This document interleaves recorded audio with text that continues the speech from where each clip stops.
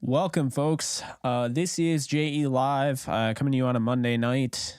I know a lot of people watch Monday Night Football, so I'm not expecting a ton of people here, but I figured we would have some stuff to talk about, in regards to, everything going on with Baker Mayfield getting released and just talking about, obviously some players and things that I, took away from, yesterday's game and what can move forward. Obviously, we'll have two podcasts this week for DTR and for BIR, which for those of you who don't know, it's Believe in Rams. But, I just thought that, if anybody wanted to do Q&A or whatever, we're here tonight. But yeah, I think, starting off with the whole Baker Mayfield thing, I have gone on record being very, I guess, critical is the word to put for Baker Mayfield. I don't think he is the greatest quarterback of all time. I don't. But at the same time, Rams have the fourth spot in the, the waiver order. And I feel like, why not? I mean, why not give that a shot? Why not give it a shot? I don't have any issue, going out and, making a play for Baker Mayfield. And there's more than one reason for that. I think the first thing I can start off with is saying this. If Bryce Perkins wasn't playing yesterday and John Wolford was, then they aren't as high on Bryce Perkins as I was hoping. And so that's the first thing. They're both free agents, although, Bryce Perkins is an exclusive rights free agent, so he's more likely to be back. But at this point in time, guys, with the season done, you got to treat this like it is the definition of extended preseason. And to me, when looking at how things are going and how you evaluate and everything, you're not going to be able to evaluate if Tutu Atwell is leading the team with 42 yards on 2 catches. There needs to be more usage of the passing game. There needs to be more accuracy where John Wolford doesn't have it. John Wolford also doesn't have the arm strength to take advantage of having Tutu Atwell. So my thought process right now is that you go out, you get Baker Mayfield, you give him some time to learn the playbook, and you give him a chance to maybe increase his stock a little bit. I'm sure he would want to go to a team like this right now. I'm sure he would rather go to the Rams. He'd rather go to a team like the Rams, be able to actually play some snaps, than go to a contender to just ride the wave and see if they win the Super Bowl on the bench. I think he has a chance to actually play. And I don't think it's not going to cost you much.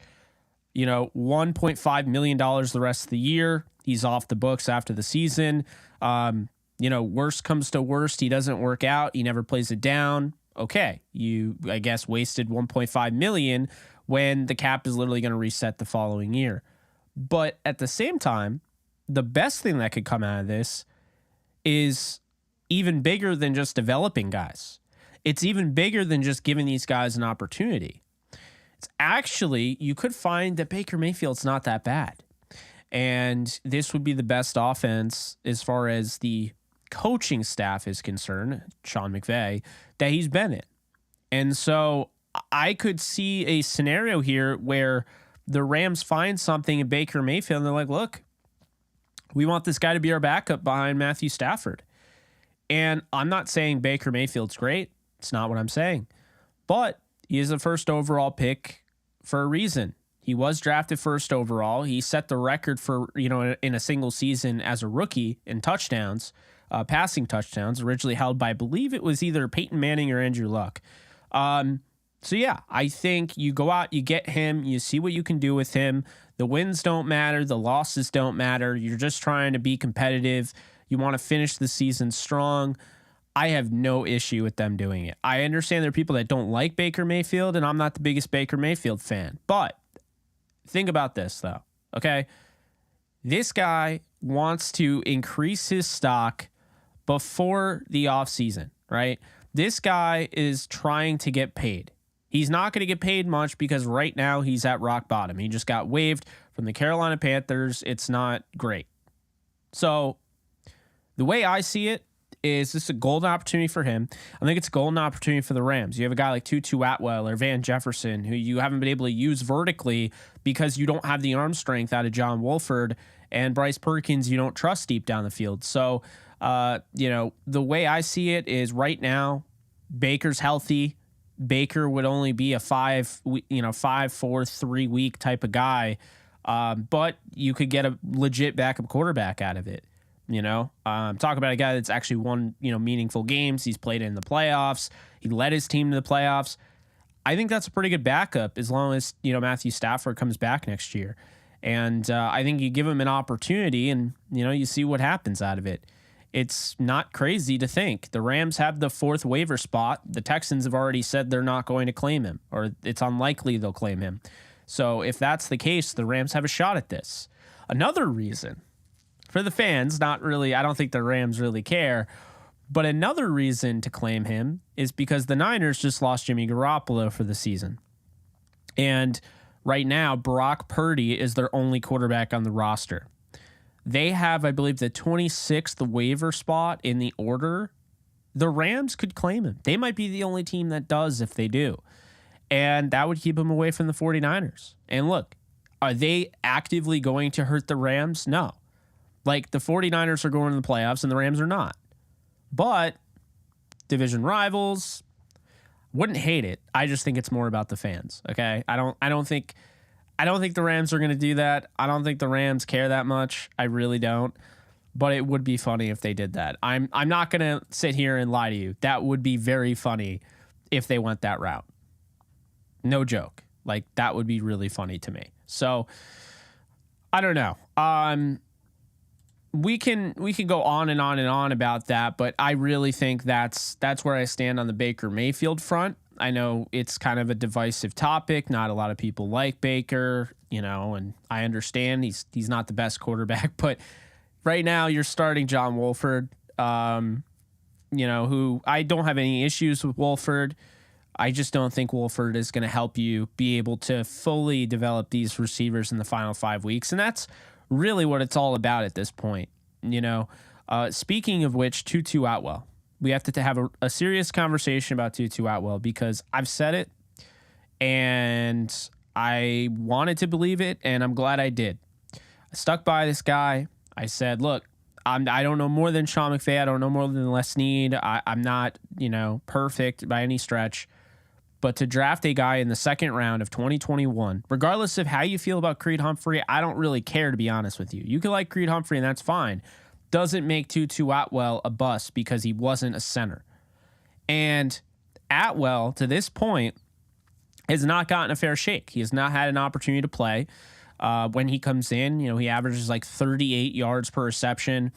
And Sean McVay finally came out and admitted that he held him back. He came out and basically apologized, said this is his fault. He should have been playing more.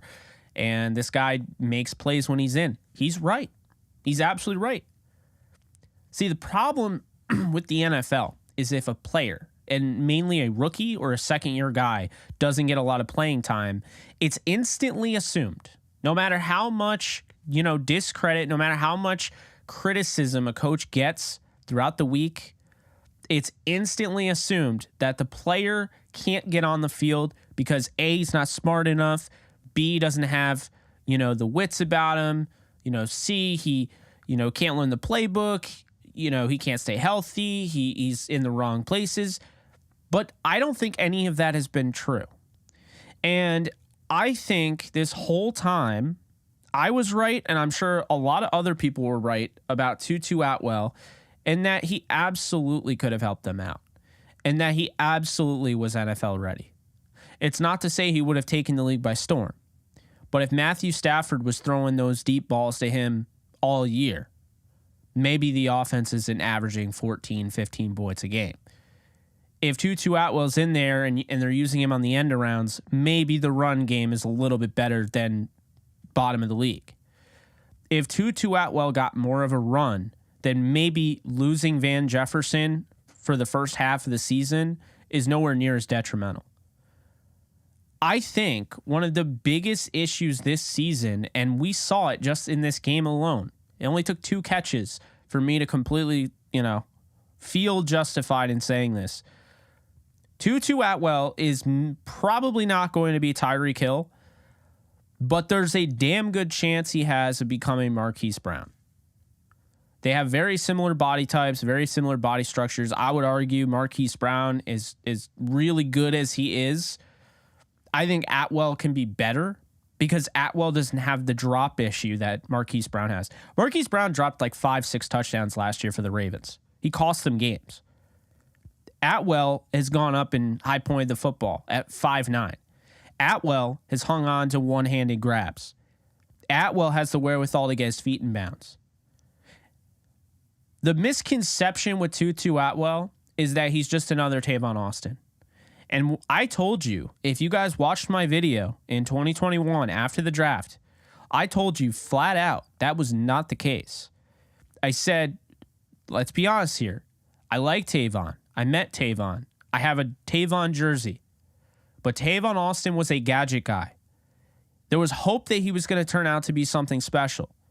There was hope that that game-breaking speed was going to add another dynamic and element to the offense and open up everything else. But with Tavon Austin, that's all it was. It was hope. He had one fantastic breakout game where he scored 3 touchdowns against the Colts, and he never did anything like that again. Austin had drop issues. Austin had issues getting on the field because he actually struggled with the playbook. Austin didn't really shake tackles the way he did in college. Austin's speed wasn't that much better than everyone else in the NFL. Tavon Austin was guessing. Tavon Austin was, he was constantly thinking, right? He wasn't able to just react. So it was hard for him to adapt. And we see that, right? We see guys like Darius Hayward-Bay was a first-round pick. Ted Ginn was a first-round pick. We've seen guys who are first-round picks, speedsters, struggle to develop, struggle to get the speed of the game, get everything underneath them. That is a real thing. And when I watch Tutu Atwell, it just justifies basically what I was saying in my breakdown video after the draft. I'm only able to watch for the most part 3 games from each prospect because I watch about 300 prospects, or at least try to, a season. So I only watch 3 games. I don't get to watch all their games. When they become Rams, I get a chance to dive in and watch all their games. And that is why there's sometimes I'm more into guys after the fact, after the draft, not just because they're Rams, but because I was able to watch more tape. So with Atwell in that video, I noticed Atwell has not really failed in any aspect what he's been asked to do. He doesn't have fumbling issues. He doesn't have hands issues. Guy catches everything his way. The guy's speed translates, makes guys miss, runs by guys, gets open. He can block. I've seen him do it this year, and I was like, wow, if 5'9", 165-pound Tutu Atwell is blocking like that, how the hell was he not on the field to begin with? And Sean McVay is now confirming that he made a mistake. He should have been on the field. There are people that don't like Tutu Atwell for the simple fact that he was drafted over Creed Humphrey. But we need to stop looking about what they could have had and what they do have. And there is a chance right now that Tutu Atwell is the best weapon on the Rams right now. I saw a lot of people jumping for joy about Cam Akers' 3.5 yards per carry. That's what happens when you score 2 touchdowns. People don't look necessarily at how you got there. But Cam Akers, while he showed you some things yesterday, I'm still not ready to call him RB1 next year. I'm still not ready to feel as great about him as I did in 2020 and 2021. I'm not ready to just be sold on Cam Akers. But what I do believe is that Atwell is the best weapon on the offense right now. And I do believe his ceiling is now higher than Van Jefferson's. And that's something I didn't think I would say. I think Van Jefferson is a very good receiver, but I don't know if he's ever going to be Cooper Kupp, Robert Woods level. I think he's going to be a tick below. I think we're probably looking at a guy like a Kendrick Bourne, a guy like a Nelson Aguilar, a guy like a Jacoby Myers, a guy like a Devontae Parker. Notice all of those wide receivers are on the Patriots. That's the point. I like Van Jefferson, and I want him to succeed. I want him to develop. But when I watch Van Jefferson, I feel like he's missing something. Doesn't mean I'm not a fan of his. Doesn't mean he can't figure it out. His third year, he was hurt almost the entire year, and he played his second year when he went from 200-something yards to 800-something yards. He played the second year, half of the entire season he was banged up. So maybe it has to do with the injuries, but Jefferson doesn't feel like I'm feeling about Tutu Atwell. I don't think I've ever felt this way about a Rams, rookie or second year or third year receiver. I don't. Because why would I?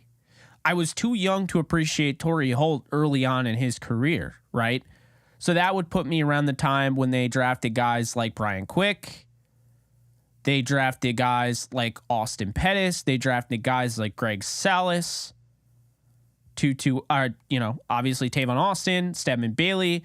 Bailey I felt good about. Van Jefferson I feel good about. But Van Jefferson feels like a 3. Atwell feels like he could be a 2 or maybe a 1. And he doesn't need to be a 1, as you know, because of Cooper Kupp. Atwell's speed translates to the game. He ran one of the fastest times all year, according to GPS tracking. Atwell looks like he's ready for the moment. Nothing seems too big for the guy in the times that we've seen him. And everyone just goes by how small he is, how short he is. He's like the same size as Marquise Brown, and he's on, I guess, probably, we have 100 people in here. Thank you, by the way. Half of you probably have him on your fantasy team, or at least a quarter. Marquise Brown is a good receiver. There's no reason why Atwell can't be Marquise Brown. No reason whatsoever. Atwell was a second-round pick that I thought was drafted a little higher than he should have been.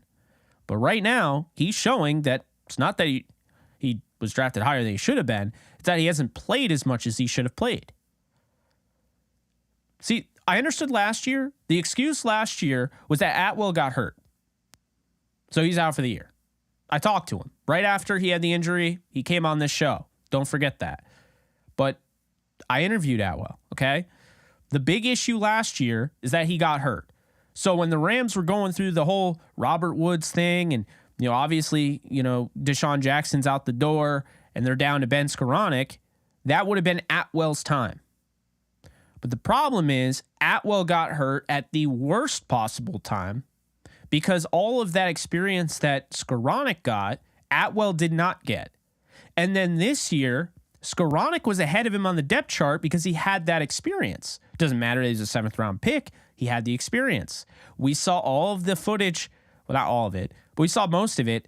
The preseason stuff, not preseason, but the training camp stuff. The fact that Atwell was turning heads, we saw all of it. We heard all of it.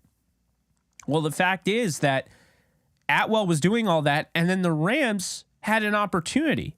With Van out, they had Allen Robinson, they had Cooper Kupp, they had a third spot. So Skoranek was the third. Atwell could have been the fourth. And as well as he played yesterday, he hasn't been all that great because they used Brandon Powell. So they gave Brandon Powell these reps, and Brandon Powell overwrote what Tutu Atwell did. They are not the same player. Brandon Powell is not better than Tutu Atwell. He's not. Atwell is the best threat right now. He is the best offensive weapon on the roster right now because Cooper Kupp is on IR. Allen Robinson's on IR.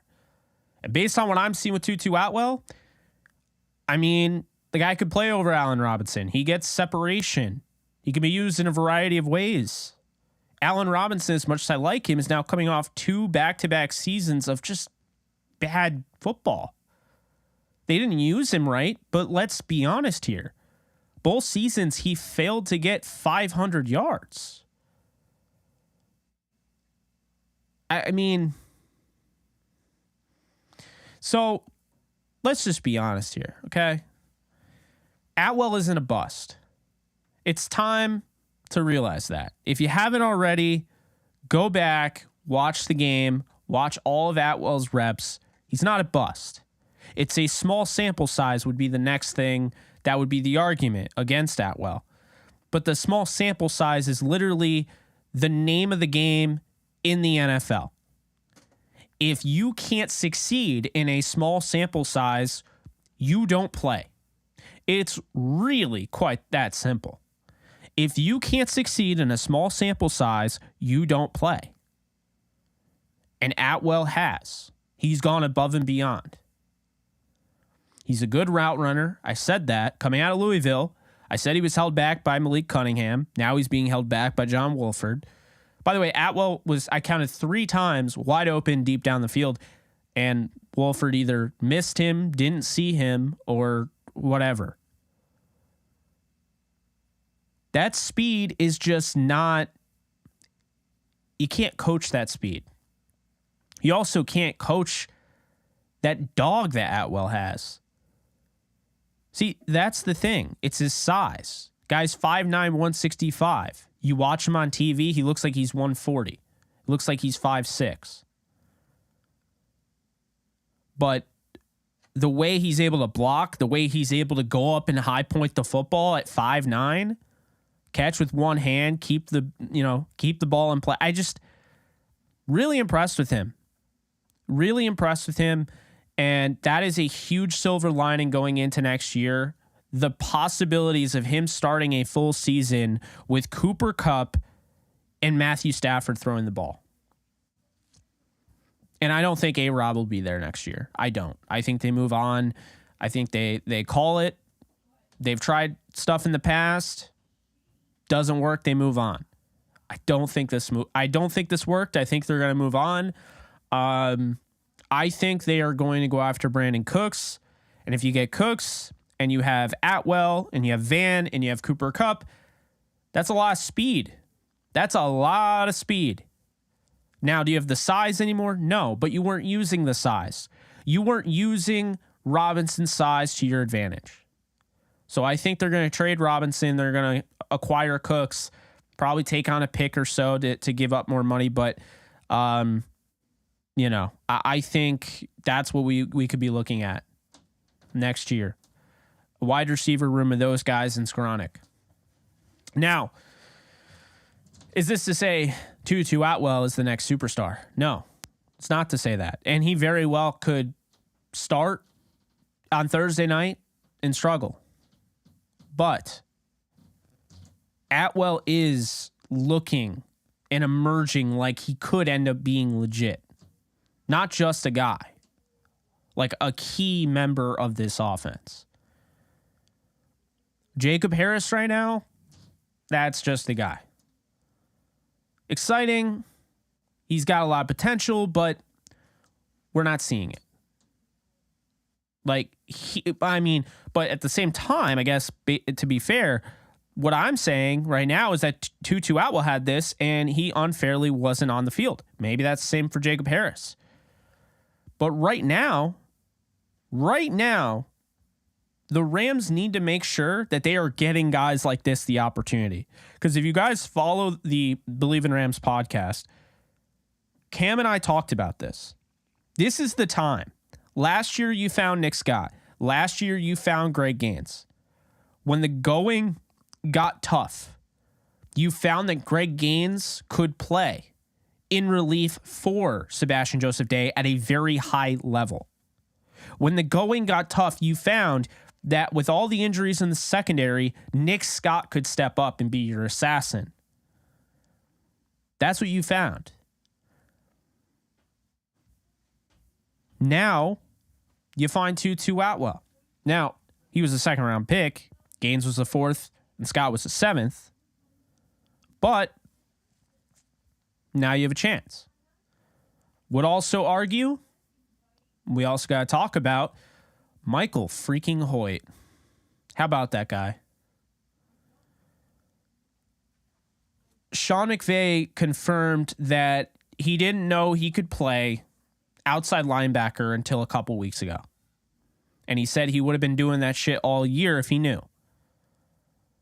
Michael Hoyt is legit. Okay?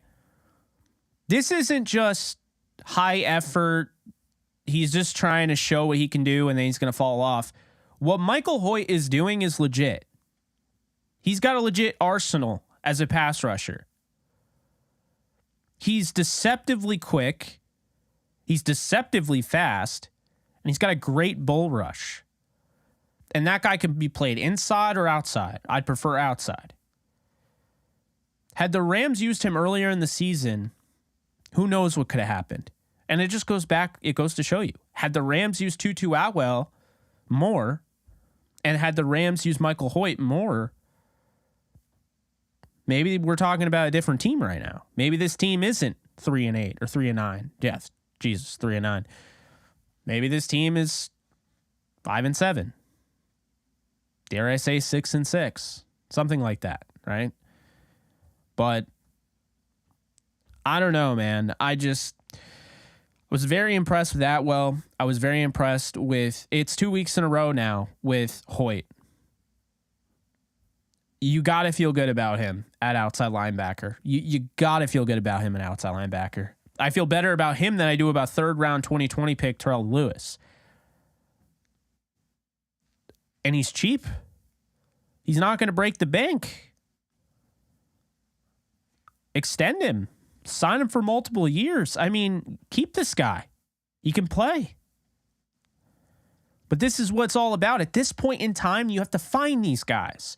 There's no excuse. This is a extended preseason. Your season's over. It's 3-9. You have a 0.1% chance of making it. Even if you win out, you need a bunch of teams to lose and tie and all of that. It's not happening. So right now, you need to find those guys. And to the mold of a Nick Scott and a Greg Gaines, Michael Hoyt fits that bill. Tutu Atwell doesn't, but he is one of those guys. Contributors that help you now, show up now, give you their all now in a meaningless season, and then they can help you next year.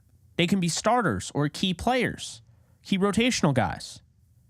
So on the Nick Scott front, you look at Russ East, you look at Quentin Lake, the draft picks.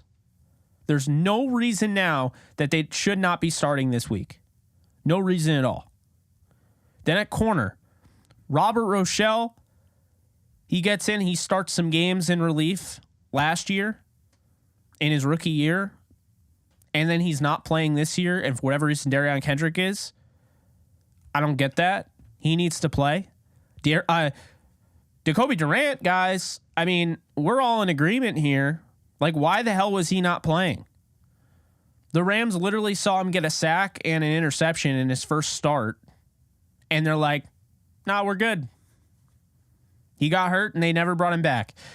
They finally did last week, and he had one of the biggest pass breakups of the entire game. And Darion Kendrick gave up the play that set up the next play for a touchdown. I don't know.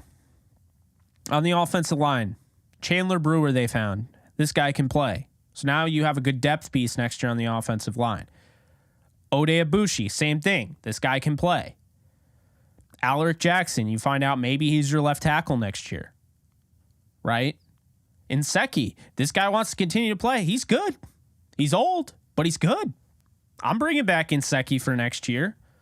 So you find these guys, and they don't have to be stars or even starters, but you're trying to find guys that are going to stick onto the roster and follow you next year into battle. And I think right now it's imperative for these guys to figure it out. I can't believe I'm saying this because the way the season started, I never thought I would have. But right now, I'm a little concerned with the tight end spot. I don't think the Rams have a go-getter. I don't think they have a guy that's going to rip your heart out. I don't think they have a guy that, like, that's why in the draft, I wanted to look at Chigakonkwo, who's over in Tennessee. Have a guy like that. I just feel like Higbee has regressed, and it could be an injury because it feels like he's banged up. But if it's not and he's just regressing, that's not good. I like Higbee, but these drops have gotten bad. And you cut Kendall Blanton, so it's just Bryson Hopkins. Hopkins isn't even getting the ball, so I don't know what to think about him. Jacob Harris can't get on the field, so I don't know what to think about him. So I honestly think the Rams might consider going into free agency or drafting a tight end. I'd love to see them grab a guy. If they had a guy like Ertz, not saying it has to be Zach Ertz, right? Because it's not going to. They had a guy like that, even like a guy like Freiermuth on Pittsburgh. If they had a guy like that could really help them out, could help out the offense, keep the defense honest, keep the seam buster honest, which then opens up the outside a little bit, opens up the underneath routes. I don't know, man. I feel like they're definitely missing with that. Probably the weakest tight end room I've seen. I don't know. I mean, you're 3-9, so I think it's fair to start criticizing. With the running backs, gotta talk. So Cam Akers had some good runs, but we gotta calm down on the RB1. He's back. This is playoff Cam all over again. He averaged 3.5 yards per carry, guys. I mean, this defense gave up over 300 yards, a total offense to Josh Jacobs. And Akers got 3.5 yards per carry, but because he scored 2 touchdowns near the goal line, which is, I think it matches, or it's like half of his career total. Because he did that, everyone's talking about him like he's RB1. I don't know how Kyron Williams wasn't used more. They need to get him going. They need to develop him. I'm more concerned about him than Cam Akers right now, who's going to be a free agent sooner than later. I don't really get the obsession over him, especially from the Rams. But I mean, this was a great matchup, and the Rams just didn't really dominate the way they should have on the ground. 171 yards looks great, but that was not from the running backs entirely. I'm not bringing up Henderson. I could go on about how Henderson's better than Akers, and everyone was giving Henderson a hard time for not breaking tackles and running 4.4 yards per carry, and everyone's lauding Akers with his 3.5 because I don't want to come off like I hate Akers, because I don't. But right now, the Rams don't have a bell cow running back, okay? 3.5 yards per carry isn't anything to go crazy about, especially not against Seattle's defense that allowed Josh Jacobs to go over 300 yards. So we talked about the guys that blew up, like Atwell and Hoyt, right? I don't know. Tight end, little concerned about moving into the offseason. Running back, definitely would consider drafting a running back as high as maybe the 4th round. I think there are more pressing needs. They don't have a 4th round pick because that's right. We traded one for Sony Michel. That was a brilliant trade. Probably the 5th round. I wouldn't go too crazy with running back. I don't think it's a dire need. Could the Rams get through next year if it was Kyron Williams, Cam Akers, and Ronnie Rivers? It's not going to look the best, but they could. But I don't think they need to draft. Like, people are saying draft Zach Charbonnet because he went to UCLA. I'm not drafting Zach Charbonnet in the 2nd round. You got more pressing issues than that. Like, I'm not taking a running back in the 2nd round. That's just making the same mistake twice with the whole Cam Akers right after you drafted Henderson the 3rd year prior. I don't get that at all. Okay, I'm not taking Charbonnet in the 2nd. Maybe the 3rd. Not taking him in the 2nd. I don't know. Admittedly, I don't know too much about the prospects right now. We're still getting into that this week. I'm going to be focusing on that. But, I don't think it's as simple as you draft an entire position. I don't think it's as simple as you just draft a running back. There's more to the offensive line than just drafting all offensive linemen in the draft. There's more to the offensive line than just drafting a good running back. Like, there has to be a unique balance here. Looking at the offense going into next year, you look at the quarterback position. I feel like you're good. And if you get Baker Mayfield and you sign him as a backup, then I feel like you're really good, right? Running back, you draft a guy. Maybe you sign one, but they don't need anybody massive. I mean, if they do, then, they do. But I don't see them going crazy there. Wide receiver, you got Kupp, you got Robinson, who I think is going to get traded for Brandon Cooks. You got Van Jefferson, you got Atwell, you got Skoranek, you got Brandon Powell, who I think will be back on another one-year deal to be the returner. So you're good there. I mean, I don't think that's a bad wide receiver room. Tight end, Higbee, Hopkins. You need another tight end. I'd say tight end is a bigger need than running back right now. Offensive line, left tackle. Noteboom coming off an Achilles tear. You can't just assume he's going to be Noteboom of last year, and he wasn't even that great this past year. So you can't just assume that. There's a chance he gets traded away. Then you have Alec Jackson, who's dealing with blood clots, and he's out for the year. So the hope is that he's going to be okay there. But if he is, then I do expect the Rams to potentially keep him as left tackle. Then at guard, you have guys, well, you have Inseki as well, who I think is good depth, who I think should be brought back on a cheap deal. No doubt about that. At right tackle, you got Rob Havenstein. You sign him long term.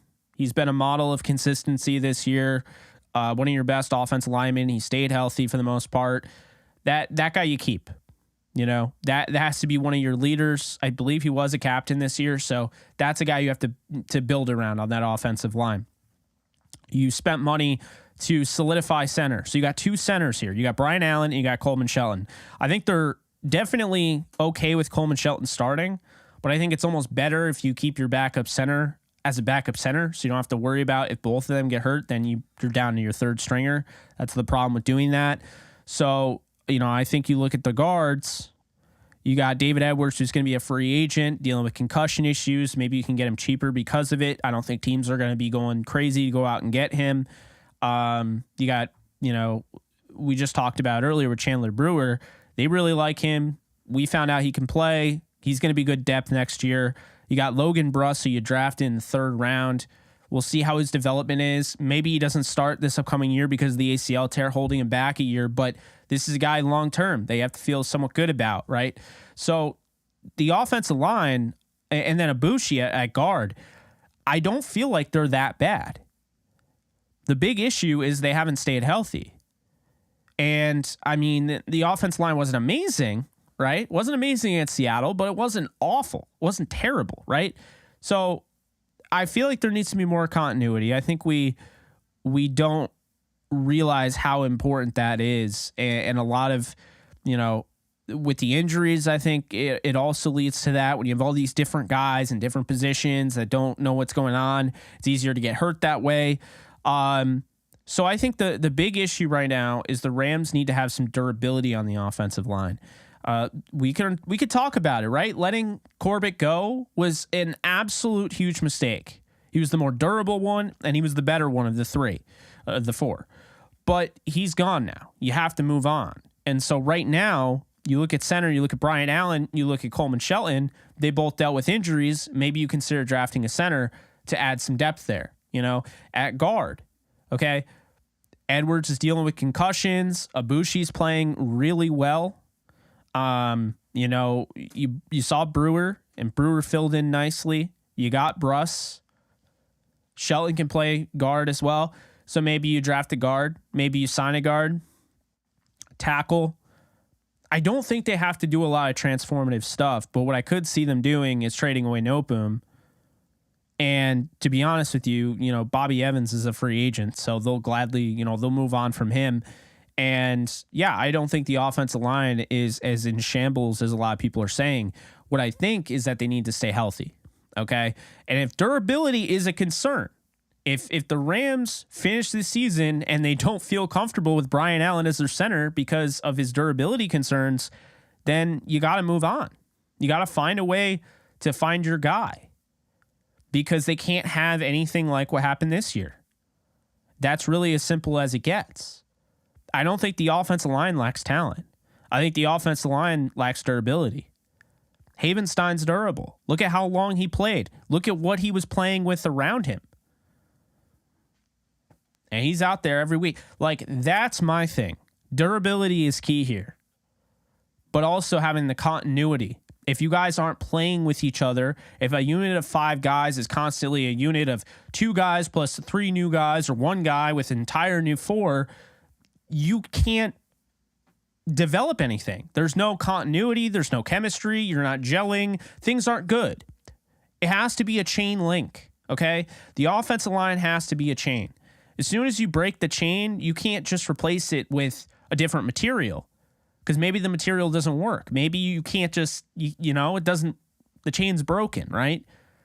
Can't just throw Gorilla Glue on it and be like, oh, we fixed the chain. It doesn't work that way. I mean, that's the thing, guys. It's like you're replacing a metal chain link with like a paper chain link or a chain link made out of macaroni. That's what you're doing when you put Bobby Evans in there. You got all this metal and now all of a sudden you're putting a macaroni chain. How do you think that's going to work? So that's something that I'll say there. I do not, this is different. I know people are very much all about drafting offensive linemen out of the wazoo.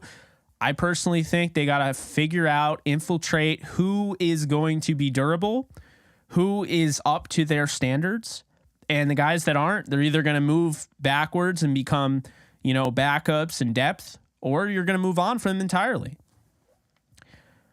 So that's how I feel about the offensive line. You look at the defensive line, you got Greg Gaines, who's going to be a free agent. You got A'Shawn Robinson, who's going to be a free agent. Marquise Copeland looks very good. Very excited about his, career, a trajectory, if you will. Bobby Brown, the third, had a really nice tackle for a loss, on Sunday. You have Aaron Donald. I don't think he's going to retire. I think he'll come back and at least try to run it back another year. And I feel like also you mentioned Tremaine Ankrum. So yes, to add to the offensive line, you also have Ankrum, who I really like. But yeah, anyway, back to the defensive line though, Jonah Williams, Michael Hoyt, kind of in that defense line, outside linebacker category, kind of the tweener there. Do you move on from Ernest Brown the fourth? Is this the year, this offseason? Is this the offseason he can finally make the team? They were excited about him coming out of Northwestern. The tape is there. It's not bad tape. The guy does have a move or two, to actually rush the passer. He's not awful in disengaging, from blocks.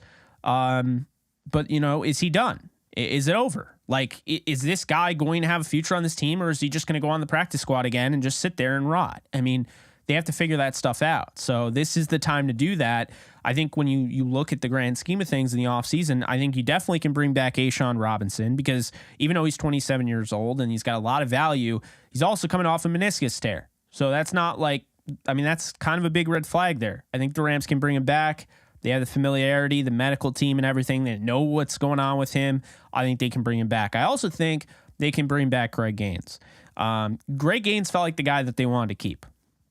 Now they could move on. They could draft a defensive tackle. Wouldn't be opposed to that. But I could see them keeping Greg Gaines. And then the linebackers, you got Ernest Jones, who has not been great in coverage this year, if I'm being honest. I think Ernest Jones against the run has been something, they haven't really rushed him as much. It's really been Bobby Evans. But in coverage, he has struggled this year, in my opinion, based on the tape I've watched. So, I will say if they go out and get another linebacker, or, they draft one or sign one in free agency, I wouldn't be surprised. They give Roseboom a run, in the down stretch of this season. Roseboom, I think, Jake Gervais, obviously, he has a chance. Hummel is on the IR. I don't see him coming back. So, what'd I say? I didn't say Wagner. I'm reading the comments now. You mean Bobby Wagner. Yeah, Bobby Wagner is who I was talking about. If I said Bobby Evans, then I don't know what I'm talking about. But no, Bobby Wagner and Ernest Jones. So, I think you add 1 to 2 guys compete in training camp. Hummel is on the IR, so he won't be back. He'll be back in training camp, but he won't be back this year in all likelihood. Then you look at the cornerback position. Hill is a free agent. Long is a free agent. Durant is a guy that they just drafted in the 4th. Kendrick in the 6th. They drafted Rochelle in the 4th. He'll go into his 3rd year. You have Jalen Ramsey. This is where I feel like you got to go out and get that big time corner. If Jalen's starting to fall off, I would anticipate a move to safety. So if he's starting to fall off, then they'll move him to safety, right? I don't think he is. I think it's been kind of a rough year for him, but he has nothing around him. I think they're going to keep Nick Scott just the way they talk about him. I think they're going to keep Nick Scott. Taylor Rapp will be gone. They'll have Russ East. They'll have Quentin Lake. I could see them drafting another safety, maybe my guy Kenny Logan out of Kansas. Give him a nice, depth piece, leader on special teams, and guy that could emerge as somebody in the future. But at corner, I think you got to give a shot. You got to go after Jamel Dean. You got to go after potentially Julian Love in the back end of the secondary. I think those two guys make a lot of sense. If you're going to play this bend don't break, the big thing about bend don't break is you need guys that'll tackle. And the two best tackling guys in the back end of the secondary, especially guys that are going to be free agents, are Jamel Dean, who hasn't missed a tackle, and Julian Love, who hasn't missed a tackle. So those are two guys that I'm eyeing. They do more than just tackle, of course. They're having very good years. Julian Love, for those of you who don't know, is playing safety for the Giants, played at Notre Dame, was drafted as a corner, moved to safety. And then Jamel Dean out of Auburn was drafted by Tampa, and he's gotten better every year. So those are the two guys I'd be looking at. I already explained to you before that the Rams could open up and unlock some cap space. I did just see somebody donated here. Would you pay for a real RB1 in the offseason? Thank you for donating, James. I would consider it. I think a guy like, Tony Pollard might make some sense. I think if Josh Jacobs is available, I think Jacobs would be what they would want. Like if I'm looking at how, based on the way that they went all out with Cam Akers against Seattle. They saw Josh Jacobs do what he did against Seattle, and they said, Cam Akers. So if you want a much, much better version of Cam Akers, Josh Jacobs. So I don't know, but it's going to be interesting. There's a lot that could happen this offseason. This could be transformative. This all depends. Okay. For those of you who are Laker fans and remember when the Lakers lost to the Suns the first time in the playoffs, right after they tried to run it back, right? They overreacted. It's a different sport, but they overreacted. Okay. They were banged up and they weren't, it just wasn't their year. Things didn't go their way. They lost in the first round to a young and hungry Suns team, and they blew it all up. They traded away their guys. They went out and got Russ Westbrook. I love him. He's my favorite player. But trading away Kuzma, trading away Harrell, trading away, letting the other one, Caruso, right? Letting those guys leave kind of set them back, I thought. They didn't really have the depth anymore. They're now getting that back, I think. They're getting there. But with the Rams, the reason I bring it up, you can't afford to overreact, okay? This season is bad. Make no mistake about it. But I think you have more of a chance, at least in my opinion, you have more of a chance if you are the Rams just buying into this year, buying into the fact that the injuries killed you, you could have done things differently, and just in the grand scheme of things, it was just a shit show. Nothing went the way you wanted to, all of that, right? You would be better off buying into that, making minimal changes than making drastic changes. That's a great question, James. An overreaction to me would be the Rams take this season, they fire Raheem Morris, they fire Liam Cohen, they fire guys even in-house that could be those replacements. Because this is the thing that I don't want to see. It starts with the coaches. I don't want to see an overreaction of firing Cohen and Raheem Morris, and then also firing Thomas Brown and firing Jonathan Cooley and firing Shula and just emptying the coaching staff. I don't think you do that. Okay? Liam Cohen wasn't there when they won the Super Bowl. So you could fire Liam Cohen. I'd prefer they demote him. I don't think he's bad. I just don't think he's necessarily an offensive coordinator, but who knows? So the overreaction from the Rams would be cleaning house and the coaching staff a year after you won the Super Bowl with most of your coaching staff. I don't necessarily think they need to go out and get a new philosophy on defense or offense. I don't think they need to go out and try and beg Sean Payton to come in. I don't think they need to do things like that. But I'll say this, though, okay? That's the first thing. The coaching, if they start cleaning house, some may root for that. Some may not want Raheem Morris. That would be a bad look.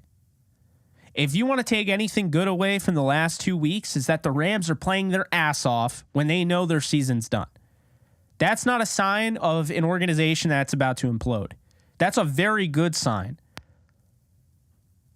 If you think about it, the way they just pressured Mahomes, the way they just pressured Geno Smith, those were effort. That was effort from the defense. Now, defense gave up the game. But the way these guys have fought, it's been good. It's a good thing to see. If they laid down, see, like, somehow 2019 was more concerning. If you remember how they laid down against the Cowboys, that game in Dallas in 2019, that was very concerning. That was very concerning. 2020, they come back, they go to the playoffs, right? I think they're going back to the playoffs next year. And I wouldn't be surprised if they won the Super Bowl next year, because this season is a wash. Doesn't matter if they go 5-12 versus 3-14. The season's bad. Nothing went their way. They could have figured it out and they just didn't. So you throw the season in the garbage, but you learn from it. But you can't overreact. You cannot overreact and fire your coaching staff.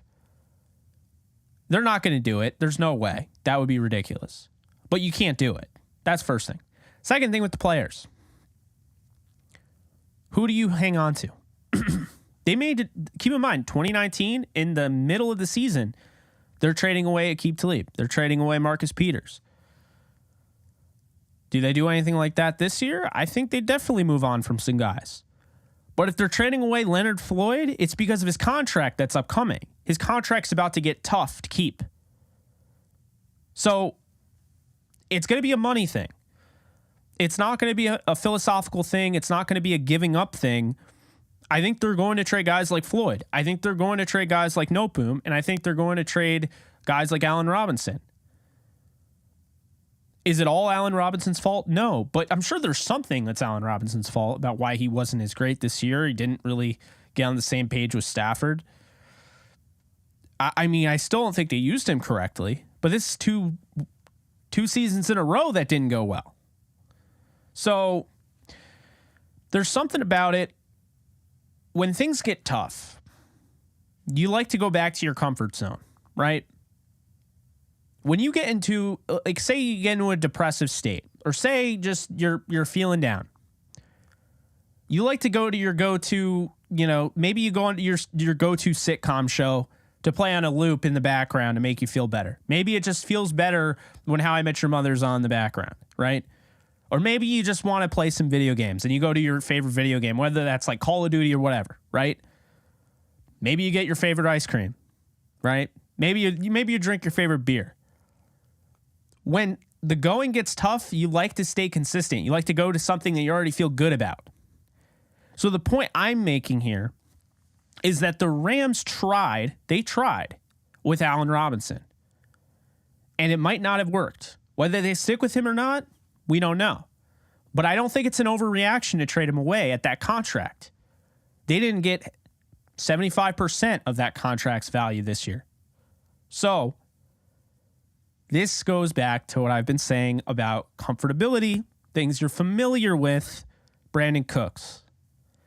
His contract's worse than Allen Robinson, but you know what you have in Brandon Cooks. There's a mutual interest there. I really could see them going back to that. They kind of teased it, right? They didn't feel as great about the corners this year, despite drafting 2 in the draft. So they traded a pick to go out and get Troy Hill. Guys, what is that? That's the definition of going with something that you're familiar with and comfortable with. That's something you lean on. It's like a stress ball. So that's what the Rams did. They did that, really, with Troy Hill.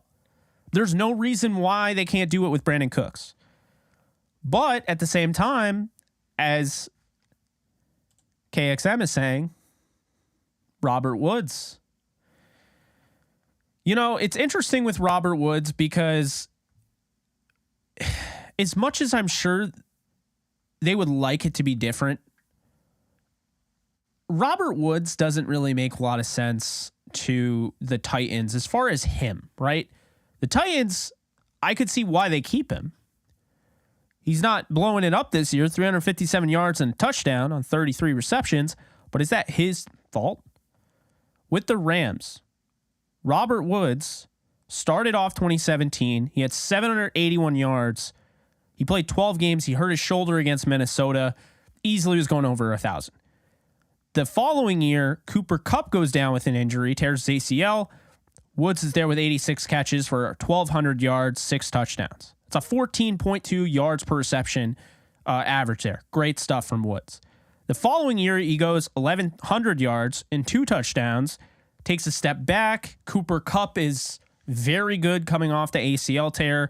2020, 936 yards because now Jared Goff can't throw the deep ball. Jared Goff isn't comfortable hitting those big time plays. The offense takes a step back. They have to go with more of the quick passing game. It's just not working out. So because of that, both Cooper Kupp and Robert Woods obviously in yards suffered. And then last year, he's on pace for over 1,000 yards. He has 556 and he gets a freak ACL tear. So could Woods come back? He's 30 years old right now. And I mean, I'm not going to say he's 100% going to come back, but I wouldn't be surprised. It kind of goes back to what I was saying, you know, with Cooks, what I was saying with, you know, Troy Hill. Woods' contract isn't great, but if the Titans were to get rid of him, that could be something the Rams look into. See, what people might not understand is going into 2023, Robert Woods with a pre-June 1st release designation would only incur a $2.6 million cap hit for the Titans, would save them $12 million in savings. Same with the trade. If they trade him with a post-June 1st designation, the cap hit is $866K. The 2024 cap hit is $1.7 million, and it saves you $13.7.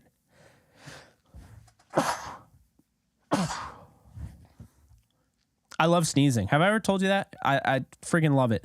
$13.7 million in 2020 savings. He's a free agent until 2026 at age 34. He's got a $2 million roster bonus in 2024 and 2025. He does not have a roster bonus, however, in 2023. So the guaranteed roster bonus was $3.5 million. It's already paid from the 2022 season. He's already been paid his $20.5 million guaranteed at signing.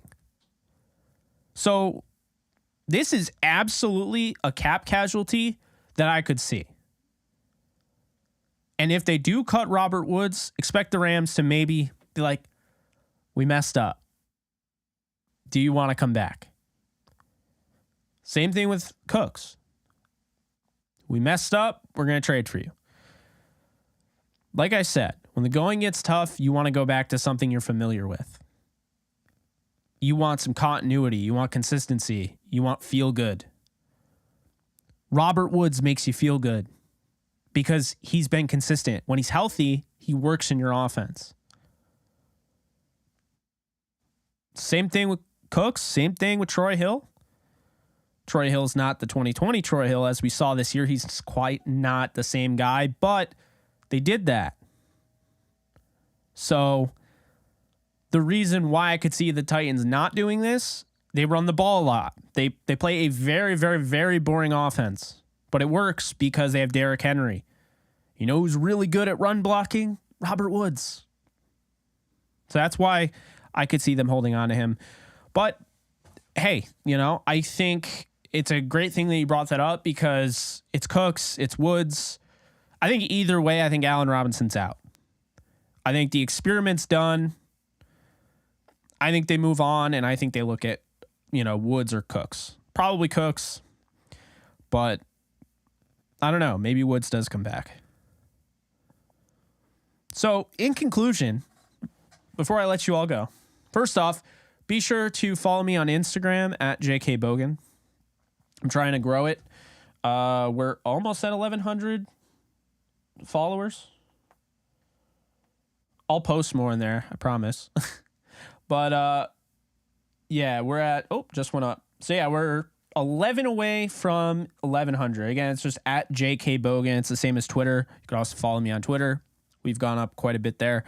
But yeah, I feel like in conclusion, if you take anything away from this live stream, if you missed it, this is how I'd summarize it. Although if you missed it, go back and rewatch it. But and also be sure to hit the thumbs up button, also known as the like button, because it does help me out. It also tells YouTube that you didn't just waste your time on a video you didn't really like that much. You actually did like it, and so they want to recommend it to other people. But that's neither here nor there. Please do that for me, and also subscribe if you haven't. But in conclusion, in summary, okay, the Rams can't afford to overreact. To me, moving on from Allen Robinson is not an overreaction. Going back with something familiar is not an overreaction. It's not an overreaction when you're feeling down to want to go out and get your favorite ice cream. It's literally the same thing. It's not an overreaction to do that. It is an overreaction when you're feeling down to buy out the whole store, right? To go to the mall and just buy everything. It is an overreaction to sell everything in your house. That is what I don't want to see the Rams do. I don't want to see them clean house with the coaching staff. I don't want to see them trade away everybody. I don't want to see them cut everybody. I don't think they're going to. I do think they should go after Baker Mayfield, give him a chance to potentially start. Let's see what these receivers can do. Develop these receivers. Baker can throw the deep ball, so now maybe Atwell gets more of an opportunity. I do think it was pretty obvious when they didn't play Perkins at all over Wolford. I mean, maybe they're not that high on Perkins. And if that's the case, sitting there with the 4th spot in the waiver order, it can't kill you, because what are you going to spend the cap on? You're going to roll over $1.5 million. Okay, you roll it over another year, but you can get Baker now, see if he's backup material, and you go into next year, you come to a deal, be like, hey, Baker, we took you when you were down. We think you work here, work with us, and, we'll make you the backup to Matthew Stafford, which gives you an opportunity if Stafford retires to compete for a starting job with Sean McVay and this team. To me, I think it's a no-brainer. He's their 4th on the waiver order, basically 3rd because we know the Texans aren't going to get him. They decide not to, so I think the Rams need to claim him. I know they were going to go after Jimmy Garoppolo if he was cut. They were going to be the first team to pounce on him. So based on that knowledge I have of that, I 100% think that they will be talking about it at least. I don't know if they'll necessarily make the claim, but they'll definitely have internal discussions about bringing in Baker Mayfield. Again, we'll see. It's not a guarantee. I think it makes the most sense. And then we also talked about Tutu Atwell and Michael Hoyt's emergence and why it's important to play the young guys, see if those guys can emerge as key players for next year. But we do know we have to feel good about Atwell and Hoyt moving forward. So yeah, that's really been the live stream in a nutshell. Talked a lot. Didn't answer a ton of questions because I had way more to talk about than I thought. So I apologize for that. I'm glad I was able to answer some, and I did see them. I didn't highlight them. So I think I was addressing them also while I was talking. But yeah, I don't know. So hopefully Thursday Night Football, we see some better stuff. I might go live I might do a live watch party. I don't know. I normally don't do watch parties because I thought they jinx the Rams, but nothing jinxes the Rams, to be honest with you. Maybe this is the unjinxing of the Rams. Maybe if I do a watch party, it unjinxes them. Maybe I jinxed them against Buffalo, and that's what happened. I don't know. But yeah. That's it. So appreciate you guys. Be sure to like, subscribe, comment, follow me on Instagram at JKBogan, follow me on Twitter at JKBogan, and let's make a challenge to go live every single day this week. It's a lot to do, but I want to do it and stay consistent with it. So look out for more short form, look out for all that content, but the plan is to go live every single day this week, at least an hour. We'll see. But you guys take care. I'll see you guys soon. Later, folks.